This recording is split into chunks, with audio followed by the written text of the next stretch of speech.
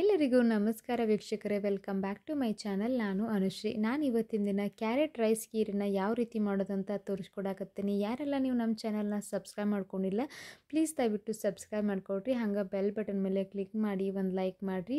ಬನ್ರಿ ಇವತ್ತು ನೋಡಿ ನಾವು ಸ್ಟಾರ್ಟ್ ಮಾಡೋಣಂತ. ಈ ಮದುವೆ ಮನೆ ಸ್ಟೈಲಲ್ಲಿ, ಮದುವೆ ಮನೆಗಳಲ್ಲಿ ಹಾಗೆ ರೆಸ್ಟೋರೆಂಟ್ಗಳಲ್ಲಿ ಮಾಡ್ತಕ್ಕಂಥ ಈ ರೈಸ್ ಖೀರನ್ನ, ಕ್ಯಾರೆಟ್ ರೈಸ್ ಖೀರನ್ನ ಹೆಂಗೆ ಮಾಡೋದಂತ ನಾನು ನಿಮ್ಗೆ ತೋರಿಸ್ತೀನಂತ. ಮೊದಲೇದಾಗಿ ನಾನಿಲ್ಲಿ ಒಂದು ಬಾಳ್ಗಿನ ಬಿಸಿ ಇಟ್ಕೊಂಡೇನಿ. ಒಂದು ಪಾತ್ರೆನ ಬಿಸಿ ಇಟ್ಕೊಂಡು ಅದಕ್ಕೆ ಒಂದು 3 ಚಮಚದಷ್ಟು ನಾನು ತುಪ್ಪನ ಹಾಕ್ಕೊಳ್ಳಕತ್ತೀನಿ. ಈ ತುಪ್ಪ ಬಿಸಿ ಆಗ್ತಿದ್ದಂಗೆ ನಾನು ಇದಕ್ಕೆ ಒಂದು 10ರಿಂದ 12 ಗೋಡಂಬಿ ಹಾಗೆ ಒಂದು 2 ಚಮಚದಷ್ಟು ನಾನು ದ್ರಾಕ್ಷಿನ ತೊಗೊಂಡಿದ್ದೀನಿ, ಒಣ ದ್ರಾಕ್ಷಿನ. ಅದನ್ನು ಚೆನ್ನಾಗಿ ಗೋಲ್ಡನ್ ಬ್ರೌನ್ ಬರೋವರೆಗೂ ನಾವು ಸ್ವಲ್ಪ ತುಪ್ಪದಲ್ಲಿ ನಾವು ಚೆನ್ನಾಗಿ ಫ್ರೈ ಮಾಡ್ಕೊಳ್ಳೋಣ ಅಂತ. ಈ ರೀತಿ ಪೂರ್ತಿ ಕಲರ್ ಎಲ್ಲ ಚೇಂಜ್ ಆಗಬೇಕು ನೋಡಿರಿ, ಅಲ್ಲಿವರೆಗೂ ನೀವು ಈ ರೀತಿನ ಸ್ವಲ್ಪ ಚೆನ್ನಾಗಿ ತುಪ್ಪದಲ್ಲಿ ಬಾಡಿಸ್ಕೊಳ್ಬೇಕಾಗತ್ತೆ. ಅದೇ ತುಪ್ಪಕ್ಕೆ ನಾನು 2 ಕ್ಯಾರೆಟನ್ನ ತುರಿದಿಟ್ಕೊಂಡಿದ್ದೆ, ಕ್ಲೀನಾಗಿ ವಾಶ್ ಮಾಡಿಕೊಂಡು. ಅದು 2 ಕಪ್ನಷ್ಟು ಬಂದೈತೆ ನೋಡಿರಿ. ಅದನ್ನು ನಾನು ಪೂರ್ತಿ ಚೆನ್ನಾಗಿ ಕಲರ್ ಚೇಂಜ್ ಆಗೋವರೆಗೂ ನಾವು ಈ ತುಪ್ಪದಲ್ಲೇ ನಾವು ಬಾಡಿಸ್ಕೊಳ್ಬೇಕಾಗತ್ತೆ. ಹಾಗೆ ಮೇಲ್ಗಡೆ ಇನ್ನೂ ಸ್ವಲ್ಪ ತುಪ್ಪ ಹಾಕ್ಕೊಂಡು, 1 ಚಮಚದಷ್ಟು ತುಪ್ಪ ಹಾಕ್ಕೊಂಡು ನೀವು ಇದನ್ನು ಸ್ವಲ್ಪ ಚೆನ್ನಾಗಿ ಕಲರ್ ಚೇಂಜ್ ಆಗೋವರೆಗೂ ನೀವು ಇದನ್ನು ತುಪ್ಪದಲ್ಲೇ ಫ್ರೈ ಮಾಡ್ಕೊಳ್ರಿ. ಇದು ಕ್ಯಾರೆಟದ ಹಸಿ ವಾಸನೆ ಪೂರ್ತಿ ಹೋಗಬೇಕು ನೋಡಿರಿ, ಕಲರ್ ಚೇಂಜ್ ಆಗುತ್ತೆ. ಅಲ್ಲಿವರೆಗೂ ನೀವು ಇದನ್ನು ಸ್ವಲ್ಪ ಚೆನ್ನಾಗಿ ಫ್ರೈ ಮಾಡ್ಕೋಬೇಕು. ಹಸಿ ಕ್ಯಾರೆಟಿಗೆ ನಾವು ಹಸಿ ಬಿಸಿಯಾಗಿ ಬೇಯಿಸ್ಕೊಂಬಿಟ್ವಿ ಅಂತಂದ್ರೆ ಅದು ಸ್ವಲ್ಪ ಚೆನ್ನಾಗಿ ಬರೋಂಗಿಲ್ಲ. ಸೊ ಹಾಗಾಗಿ ಈ ರೀತಿ ಪೂರ್ತಿ ಕಲರ್ ಎಲ್ಲ ಚೇಂಜ್ ಆಗಿರಬೇಕು. ಅಲ್ಲಿವರೆಗೂ ನೀವು ಸ್ವಲ್ಪ ಚೆನ್ನಾಗಿ ಫ್ರೈ ಮಾಡಿಕೊಂಡು, ಈ ಕಡೆ ನಾನು ಒಂದು ಅರ್ಧ ಲೀಟ್ರ್ ಹಾಲನ್ನ ಬಿಸಿ ಮಾಡಿ ಇಟ್ಕೊಂಡಿದ್ದೆ. ಈ ಅರ್ಧ ಲೀಟ್ರ್ ಹಾಲನ್ನ ಹಾಕ್ಕೊಳ್ಳಕತ್ತೀನಿ. ಈ ರೀತಿ ಇಷ್ಟು ಹಾಕ್ಕೊಂಡು ಆದಮೇಲೆ ನಾನು ಇದನ್ನು ಸ್ವಲ್ಪ ಚೆನ್ನಾಗಿ ಮಿಕ್ಸ್ ಮಾಡ್ಕೊಳ್ಬೇಕಾಗತ್ತೆ. ಮಿಕ್ಸ್ ಮಾಡಿಕೊಂಡು ಒಂದು ಕುದಿಯೋಕೆ ಬಿಡೋಣಂತೆ. ಈ ರೀತಿ ಹಾಲು ಹಾಕ್ಕೊಂಡು ನಾವು ಸ್ವಲ್ಪನ ಮಾಡ್ಕೊಳ್ಬೇಕಾಗತ್ತೆ. ಒಂದು ಅರ್ಧ ಲೀಟ್ರ್ ಹಾಲು ಹಾಕ್ಕೊಂಡು ನೀವು ಹಾಲನ್ನ ಸ್ವಲ್ಪ ಚೆನ್ನಾಗಿ ಬಿಸಿ ಮಾಡಿಕೊಡ್ರಿ. ಹಸಿ ಹಾಲು ಹಾಕ್ಕೊಳ್ಳೋಕೆ ಹೋಗ್ಬೇಡ್ರಿ, ಯಾಕಂದರೆ ಹಸಿ ಹಾಲು ಹಾಕಿದ್ರೆ ಒಡೆದು ಹೋಗುವಂಥ ಚಾನ್ಸಸ್ ಭಾಳ ಇರುತ್ತೆ. ಸೊ ಹಾಗಾಗಿ ಇದಕ್ಕೆ ನಾನು ಒಂದು 3 ಚಮಚದಷ್ಟು ನಾನು ಸಕ್ಕರೆನ ಹಾಕ್ಕೊಳ್ಳಕತ್ತೀನಿ. ಈ ಸಕ್ಕರೆ ಹಾಕ್ಕೊಂಡು ನಾನು ಸಕ್ಕರೆನ ಕಡಿಮೆ ಹಾಕ್ಕೊಳ್ತಾ ಇದ್ದೀನಿ. ಆಮೇಲೆ ನಾನು ಶುಗರ್ ಮತ್ತು ಬೇರೆ ಆ್ಯಡ್ ಮಾಡ್ತಿದ್ದೀನಿ. ಸೊ ಹಾಗಾಗಿ ನಿಮ್ಗೇನಾದ್ರೂ ಕಂಡೆನ್ಸ್ಡ್ ಮಿಲ್ಕ್ನ ಯೂಸ್ ಮಾಡ್ಕೊಳ್ಳಕತ್ತೀನಿ ಜಾಸ್ತಿ ಶುಗರ್ಗಾಗಿ. ಸೊ ನೀವೇನಾದ್ರು ಕಂಡೆನ್ಸ್ಡ್ ಮಿಲ್ಕ್ನ ಬೇಡ ಅಂತನೋರಾಗಿದ್ರೆ ನೀವು ಸಕ್ಕರೆ ಇನ್ನೂ ಸ್ವಲ್ಪ ಜಾಸ್ತಿ ಹಾಕೋಬೋದು, ಏನೂ ತೊಂದರೆ ಇಲ್ಲ. ಈ ಕಡೆ ಒಂದು 2 ಗಂಟೆಗಳ ಕಾಲ ಮುಂಚೆನೇ ನಾನು 1 ಚಮಚದಷ್ಟು ನಾನು ಅಕ್ಕಿನ ನೆನೆಯಾಕ ಬಿಟ್ಟಿದ್ದೆ ನೋಡಿರಿ. ಅದನ್ನು ಕ್ಲೀನಾಗಿ ವಾಶ್ ಮಾಡಿಕೊಂಡು ನಾನು ಸ್ವಲ್ಪ ನೀರು ಹಾಕ್ಕೊಂಡು ನೆನೆಯೊಳಗೆ ಬಿಟ್ಕೊಂಡಿದ್ದೆ. ಇದನ್ನು ಚೆನ್ನಾಗಿ ನಾವು ಕೈಯಿಂದ ಸ್ಮ್ಯಾಶ್ ಮಾಡಿ ಇದನ್ನು ಇದರೊಳಗೆ ಆ್ಯಡ್ ಮಾಡ್ಕೊಳ್ಳೋಣ ಅಂತ.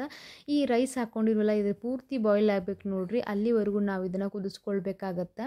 ಈ ರೀತಿ ಸ್ವಲ್ಪ ಚೆನ್ನಾಗಿ ಮಿಕ್ಸ್ ಮಾಡ್ಕೊಳ್ರಿ. ಮಿಕ್ಸ್ ಮಾಡಿಕೊಂಡು ಇದನ್ನು ಸ್ವಲ್ಪ ಕುದಿಯಾಕೆ ಬಿಡೋಣಂತ. ಆವಾಗ ನೀವು ಸ್ವಲ್ಪ ಸ್ಪೂನಿಂದ ಕೈ ಆಡಿಸ್ತಾ ಇರಿ, ಅಂದರೆ ತಳ ಇದೇನೂ ಅಂಟ್ಕೊಳ್ಳೋಂಗಿಲ್ಲ, ಬೇಗ ಕುದಿಯುತ್ತೆ.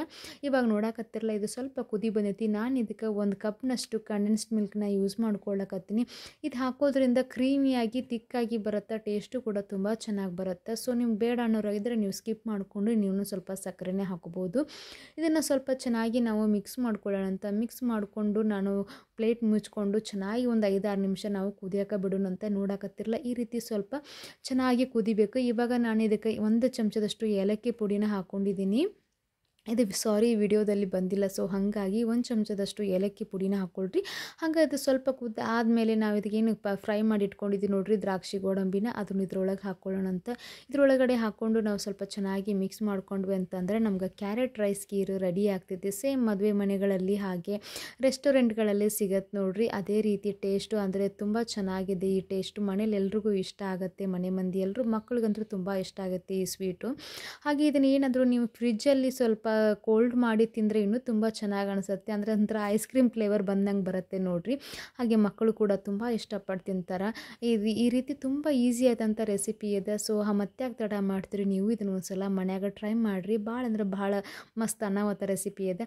ಮೇಲ್ಗಡೆ ಸ್ವಲ್ಪ ನಾನು ಪಿಸ್ತಾ ಪೌಡ್ರನ್ನ ಹಾಕ್ಕೊಳ್ಳಾಕತ್ತೀನಿ. ಪಿಸ್ತಾನ ಸ್ವಲ್ಪ ಜಜ್ಜಿಬಿಟ್ಟು ಈ ರೀತಿ ಹಾಕ್ಕೊಂಡ್ವಿ ಅಂತಂದ್ರೆ ತುಂಬ ಚೆನ್ನಾಗಿ ಅನ್ಸುತ್ತೆ. ಯಾವುದೇ ಏನೋ ಕಲರ್ ಹಾಕದೇನೆ ಎಷ್ಟು ಚೆನ್ನಾಗಿ ಕಲರ್ ಬಂದೈತಿ. ಹಾಗೆ ನೋಡೋಕ್ಕಂತೂ ಭಾಳ ಚಂದ ಅದ, ಟೇಸ್ಟು ಕೂಡ ತುಂಬ ಚೆನ್ನಾಗದೆ.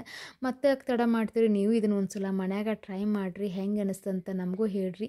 ಅಲ್ಲಿವರೆಗೂ ನಮ್ಮ ಚಾನಲ್ನ ನೀವು ಸಬ್ಸ್ಕ್ರೈಬ್ ಮಾಡ್ಕೊಳ್ರಿ, ಬೆಲ್ ಬಟನ್ ಮೇಲೆ ಕ್ಲಿಕ್ ಮಾಡಿ ಒಂದು ಲೈಕ್ ಮಾಡಿರಿ. ನಾನು ಮತ್ತೆ ಮುಂದಿನ ವಿಡಿಯೋದಾಗ ಹೊಸ ರೆಸಿಪಿಯೊಂದಿಗೆ ನಾನು ಮತ್ತೆ ಬರ್ತೀನಂತ. ಅಲ್ಲಿವರೆಗೂ ನಮಸ್ಕಾರ. ನಿಮ್ಮ ಸಪೋರ್ಟ್ ನಮಗೆ ಭಾಳ ಬೇಕು. ಸೊ ಹಾಗಾಗಿ ನನ್ನ ವಿಡಿಯೋ ನಿಮಗೆ ಇಷ್ಟ ಆದರೆ ಒಂದು ಲೈಕ್ ಮಾಡಿರಿ. ಮತ್ತೆ ಸಿಗ್ತೀನಂತ. ನಮಸ್ಕಾರ ರೀ. ಅಲ್ಲಿವರೆಗೂ ನೀವು ಇದನ್ನು ಒಂದ್ಸಲ ಟ್ರೈ ಮಾಡಿರಿ.